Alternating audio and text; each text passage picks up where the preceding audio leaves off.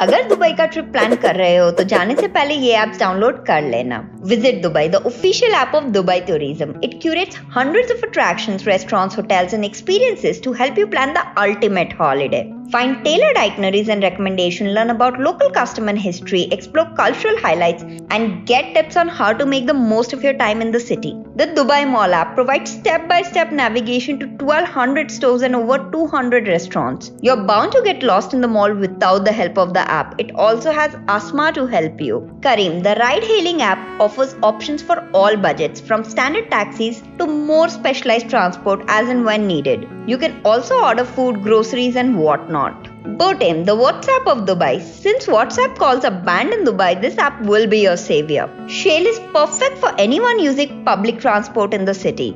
You will save time and money as the app plans the fastest and easiest routes around Dubai. All public transportation services, Dubai Metro, RTA taxis, Dubai Tram and buses are linked too. So you can book a cab, rent vehicles, plan intercity bus journeys and manage your Knoll account hassle-free. Follow me for more such travel details.